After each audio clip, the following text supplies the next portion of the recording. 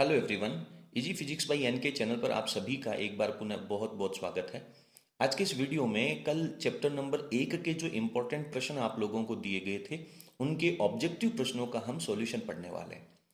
जैसा कि पहला प्रश्न आप अपने स्क्रीन के ऊपर देख रहे हैं कि एक प्रोटॉन है, उसके ऊपर कोई भार बल लग रहा है, तो उस भार बल के बराबर विद्युत बल लगाने के लिए हमें कितना विद्युत क्षेत्र चाहिए। हमें विद्युत क्षेत्र की तीव्रता का जो मान है वो हमें निकालना है। जैसा कि आप जानते हैं कि प्रोटॉन जो है उसका जो द्रव्यमान होता है m का मान जो होता है वो 1.67 इंटू 10 की पावर माइनस 27 किलोग्राम होता है। इसके ऊपर नीचे की तरफ पृथ्वी का ग्रेविटेशनल फोर्स लगेगा जिसे अपन भार कहते हैं और इसका फॉर्मूला होता है mg। और इसके ऊपर हमें एक इलेक्ट्रिक फील्ड लगाना है ऊपर की तरफ E। और इस E की वजह से चूंकि प्रोटॉन जो होता है वो पॉजिटिव पार्टिकल होता है तो इसके ऊपर एक विद्युत बल लगेगा F is equals to Q E. सवाल कह रहा है कि ये जो विद्युत बल है वो इस भार बल के बराबर होना चाहिए। तो प्रश्न के अनुसार इसकी स्थिति के अनुसार हम एक इक्वेशन बनाएं तो हमारे पास इक्वेशन बनेगी F is equals to Q E और नीचे की तरफ जो ग्रेविटेशनल फोर्स लगेगा वो लगेगा mg। तो यहां से हमें इलेक्ट्रिक फील्ड की वैल्यू निकालनी है। तो E की वैल्यू जो लगेगी वो हमारे पास हो जाएगा mg और जो Q है वो डिवाइड में आ जाएगा। अब सारी वैल्यूज हमारे पास हैं, एक एक करके हम इनकी वैल्यू रखते हैं। 1.67 इंटू 10 की पावर माइनस 27 के जी का जो मान होता है वो 9.8 होता है, हम बहुत अच्छे से जानते हैं। और डिवाइड में हम रखेंगे प्रोटॉन का चार्ज जो कि होता है 1.6 इंटू 10 की पावर माइनस 19 कूलाम। अब यदि हम इनको सॉल्व करेंगे तो हमारे पास 1.67 उसको 9.8 से मल्टीप्लाई करेंगे और उसमें 1.6 से डिवाइड करेंगे तो हमारे पास वैल्यू आएगी 1.04। और यदि हम पावर को एक साथ करें तो हमारे पास यहाँ पे जो पावर की वैल्यू है वो हमारे पास रह जाएगी 10 की पावर माइनस 7। तो ये हमारे पास विद्युत क्षेत्र का मान रह जाएगा।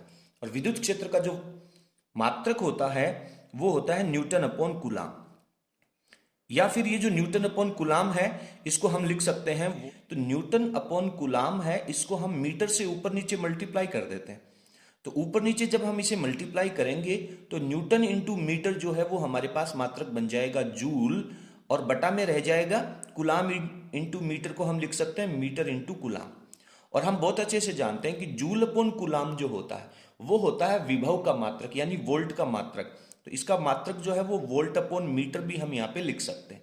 तो न्यूटन अपॉन कूलाम यदि मात्रक दे रखा है तो भी सही है और वोल्ट अपॉन मीटर यदि मात्रक दे रखा है तो वो भी हमारे पास विद्युत क्षेत्र की तीव्रता का मात्रक होता है। ये दोनों मात्रक हमें बहुत अच्छी तरह से याद होने चाहिए।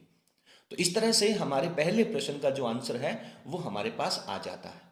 ठीक है, यदि आपको वीडियो पसंद आए तो प्लीज आप वीडियो को लाइक करें और इसे अपने सभी फ्रेंड्स के साथ शेयर कर हमें सपोर्ट जरूर करें। अगले प्रश्न पे चलते हैं। अगला प्रश्न संख्या 2 है, वो हमसे कह रहा है कि एक नो क्यू चार्ज है और एक 3 क्यू चार्ज है और दोनों एक दूसरे से r दूरी के ऊपर रखे गए हैं। तो इन दोनों के बीच में एक ऐसा पॉइंट भी होगा जहां पे विद्युत क्षेत्र की तीव्रता 0 होगी। तो उस पॉइंट की लोकेशन हमें निकालनी है, यानी वो जो पॉइंट है वो 9q से कितनी दूरी पर होगा और 3q से कितनी दूरी पर होगा।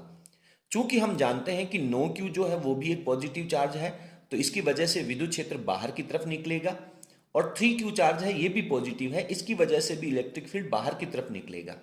तो यानी हम मान लेते हैं कि वो पॉइंट यहां है जिसकी 9q से दूरी जो है वो हम d मान लेते हैं। तो जब 9q से दूरी d है और टोटल डिस्टेंस r है तो इधर से कितनी रह जाएगी बेटा? सर r माइनस डी दूरी रह जाएगी। तो ये एक पॉइंट है जहां पे विद्युत क्षेत्र 0 होगा क्योंकि दोनों आवेशों के कारण विद्युत क्षेत्र बाहर की तरफ है, विपरीत दिशाओं में है, एक दूसरे को निरस्त कर देगा। और बिंदु आवेश की वजह से विद्युत क्षेत्र की तीव्रता का जो फॉर्मूला होता है E बराबर हम बहुत अच्छे से जानते हैं सर के क्यू अपॉन आर का स्क्वायर, दूरी का स्क्वायर। तो 9q से जो इलेक्ट्रिक फील्ड जनरेट होगा वो हो जाएगा हमारे पास के क्यू की जगह हम रख देंगे 9q और दूरी की जगह हम रख देंगे d का स्क्वायर। दूसरा जो इलेक्ट्रिक फील्ड होगा वो भी बराबर वैल्यू का होगा, तभी तो यहां पे टोटल इलेक्ट्रिक फील्ड 0 होगा। तो दूसरे आवेश की वजह से जो इलेक्ट्रिक फील्ड हम निकालेंगे उसका फॉर्मूला बनेगा के दूसरा चार्ज है हमारे पास 3q, और जो डिस्टेंस है वो हमारे पास रह जाती है यहाँ पे r माइनस डी का होल स्क्वायर। k से k कैंसिल आउट हो जाएगा, q से q कैंसिल आउट हो जाएगा, और यदि हम इस 3 से कैंसिल आउट करेंगे तो ये 9 भी कैंसिल आउट होकर के यहाँ पे 3 रह जाएगा। तो 3 अपॉन डी स्क्वायर रह गया, और यहाँ पे रह गया 1 अपॉन r माइनस डी का होल स्क्वायर। यहां से अपन ये जो 3 है इसको हम √3 का स्क्वायर लिख सकते हैं। √3 का स्क्वायर जो होगा वो भी 3 ही बनेगा। डी में भी स्क्वायर चल रहा है तो दोनों के ऊपर अपन ब्रैकेट पे स्क्वायर लगा देते हैं, और यहां पे रह जाएगा 1 अपॉन r माइनस डी, और 1 के ऊपर भी हम इस स्क्वायर को लेके चल सकते हैं। स्क्वायर से स्क्वायर कैंसिल आउट हो जाएगा, टोटल वैल्यू हमारे पास बचेगी √3 अपॉन डी बराबर 1 अपॉन r माइनस डी। अब आप इसका वज्र गुणा कर लीजिए दोनों का। तो जब हम वज्र गुणा करेंगे तो √3 है वो r के साथ भी गुणा हो जाएगा, माइनस √3 है वो d के साथ भी गुणा हो जाएगा, और ये d इस 1 से गुणा होगा तो d आ जाएगा। माइनस की वैल्यू को दूसरी तरफ लेके चलो तो ये हमारे पास बचेगा √3r, और ये जो माइनस का √3d है वो दूसरी तरफ प्लस में हो जाएगा, और यहां से हम d को कॉमन ले लेते हैं तो ये रह जाएगा 1 प्लस √3। हमें वैल्यू निकालनी है इस d की, तो ये जो 1 प्लस √3 है वो डिवाइड में चला जाएगा, तो फाइनली हमारे पास वैल्यू आ जाएगी d is equals to √3 upon 1 plus √3, into में चल रहा है हमारे पास r। इसको आगे ऑप्शन की दृष्टि से अगर अपन देखें तो कोई भी ऑप्शन हमें यहाँ पे मैच नहीं हो रहा है, तो हमें इसको थोड़ा और आगे सॉल्व करना चाहिए। तो अंश और हर को दोनों को √3 से डिवाइड कर देना चाहिए। तो √3 में √3 डिवाइड करेगा तो 1 बचेगा। ये जो 1 है ये हमारे पास 1 अपॉन √3 हो जाएगा, प्लस √3 को √3 से डिवाइड करेंगे तो 1 हो जाएगा, और इनटू में इसके साथ क्या चल रहा है, r चल रहा है। अब आप बहुत अच्छी तरह से ये जो 1 अपॉन √3 प्लस 1 है इसको अपन 1 पहले भी लिख सकते हैं और 1 अपॉन √3 बाद में भी लिख सकते हैं। तो कुल मिलाकर के इस ऑप्शन को यदि आप देखेंगे तो आपको ऑप्शन जो है वो मिल जाएगा। आप ऑप्शन के साथ इसकी तुलना कर लें और पता करें कि कौन सा ऑप्शन जो है वो इसके साथ मैच हो रहा है। उम्मीद करता हूं कि ये प्रश्न भी आप बच्चों को समझ में आ गया होगा। आगे चलते हैं प्रश्न संख्या 3 पे। और उस वर्ग के केंद्र के ऊपर प्लस q चार्ज रखा गया, तो हमने एक q यहाँ पे वर्ग ड्रॉ कर लिया और ये हमने इसके विकर्ण मिला दिए। तो सवाल कह रहा है कि इसके केंद्र के ऊपर प्लस q चार्ज रखा गया है। इस प्लस q चार्ज की वजह से इस वर्ग के किसी एक कोने पर विद्युत क्षेत्र जो होगा वो बाहर की तरफ होगा, और इसकी जो वैल्यू कही गई है वो यहाँ पे E1 कह रहा है। दूसरा कह रहा है कि इसकी किसी भी एक भुजा के मध्य बिंदु पर, तो ये वाली भुजा ही हम यहाँ पे ले लेते हैं, तो इस भुजा के मध्य बिंदु पर जो इलेक्ट्रिक फील्ड होगा वो नीचे की तरफ होगा, और इसकी वैल्यू को कह दिया है इसने E2 वैल्यू, और हमें E1 अपॉन E2 वैल्यू का अनुपात हमें निकालना है। तो हम जानते हैं कि यदि इस वर्ग की भुजा को हम A ले लें तो इसका विकर्ण जो होगा, हम बहुत अच्छे से जानते हैं कि वर्ग का जो विकर्ण होता है वो होता है हमारे पास भुजा का √2। तो भुजा हमारे पास A है और √2 से गुणा करते ही विकर्ण आ जाएगा। इसके बाद में ये इस विकर्ण की आधी दूरी है, क्योंकि किसी बिंदु आवेश से विद्युत क्षेत्र की तीव्रता का फॉर्मूला KQ अपॉन दूरी का स्क्वायर होता है, तो हमें ये दूरी चाहिए। तो इस दूरी को करने के लिए हमें इसका आधा लेना है, यानी 2 से डिवाइड करना है। जब अपन 2 से डिवाइड करेंगे तो √2 और ये बटा का 2 डिवाइड होकर के 1 अपॉन √2 रह जाएगा। तो ये हमारे पास दूरी की वैल्यू आ गई, तो हम E1 की वैल्यू यहाँ पे लिख सकते हैं। तो E1 की वैल्यू आ जाएगी KQ अपॉन A अपॉन √2 का होल स्क्वायर। इसको जब अपन सॉल्व करेंगे तो ये हो जाएगा KQ, नीचे हो जाएगा A का स्क्वायर और √2 का स्क्वायर जाएगा तो 2 बनेगा और वो ऊपर चला जाएगा। इसी तरह से हम वैल्यू निकाल लेते हैं E2 की। E2 की जब हम वैल्यू लिखेंगे तो फॉर्मूला हमारे पास KQ, क्योंकि आवेश तो वही है और हमें ये वाली दूरी लेनी है अब की बार, और ये जो दूरी है वो इस भुजा का आधा है, क्योंकि ये पूरी भुजा जो है वो इस A के बराबर है। तो ये दूरी हो जाएगी A/2। तो इसको लिखेंगे हम A/2 का स्क्वायर। इसको भी सॉल्व कर लेते हैं। तो सर KQ हो गया, नीचे A का स्क्वायर हो गया और 2 का स्क्वायर हमारे पास 4 आ जाएगा, और हमें वैल्यू चाहिए E1/E2 की, तो यहां पे हम इन दोनों के बीच में डिवाइड लगा देते हैं। तो आप जानते हैं कि सर KQ से KQ कैंसिल आउट हो जाएगा, A² से A² कैंसिल आउट हो जाएगा, और आपके पास वैल्यू बचेगी 2/4। और इसको यदि हम सॉल्व करें तो हमारे पास अनुपात आ जाएगा 1/2। इसको आप अपने ऑप्शन के साथ मिलान कर सकते हैं। तो उम्मीद करता हूं कि ये तीनों प्रश्न आप सभी बच्चों को अच्छी तरह से समझ में आ गए होंगे। यदि आपको वीडियो पसंद आए तो प्लीज आप वीडियो को लाइक जरूर करें। इसके बाद में अगला प्रश्न संख्या 4 जो है वो हमसे कह रहा है कि दो समान परिमाण और समान प्रकृति के आवेश हैं Q। तो यहां पे हमने Q चार्ज रख लिया और यहां पे हमने Q चार्ज रख लिया, और सवाल कह रहा है कि इन दोनों को मिलाने वाली रेखा का जो मध्य बिंदु होगा, यहां पर विद्युत क्षेत्र की तीव्रता कितनी होगी। तो हम जानते हैं कि सर इस Q की वजह से इलेक्ट्रिक फील्ड होगा वो बाहर की तरफ होगा, इस Q की वजह से जो इलेक्ट्रिक फील्ड होगा वो भी बाहर की तरफ होगा।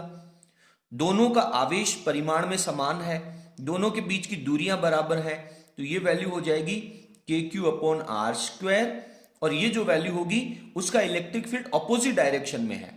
तो सदिश रूप में जब अपन लिखेंगे तो यहां पे हमारे पास वैल्यू आ जाएगी -KQ/R²। तो हम बहुत अच्छे से जानते हैं कि सर दोनों इलेक्ट्रिक फील्ड परिमाण में बराबर है और दिशा में विपरीत है, इसलिए एक दूसरे को यहां पे क्या कर देंगे, कैंसिल आउट कर देंगे, और परिणामी विद्युत क्षेत्र की तीव्रता जो आएगी वो इन दोनों आवेशों को मिलाने वाली रेखा के मध्य बिंदु पर 0 हो जाएगी। परंतु यदि दोनों आवेश ये विपरीत प्रकृति के होते, एक पॉजिटिव होता और एक नेगेटिव होता, और उस स्थिति में यदि मध्य बिंदु के ऊपर विद्युत क्षेत्र की तीव्रता की हम बात करते तो क्या हो जाता, ये धनावेश है तो इलेक्ट्रिक फील्ड बाहर, ये ऋणावेश होता तो इसकी वजह से इलेक्ट्रिक फील्ड अंदर, दोनों इलेक्ट्रिक फील्ड एक ही डायरेक्शन में होते, तो एक आवेश की वजह से जो इलेक्ट्रिक फील्ड होता उसका दुगुना हम यहां पे कर देते।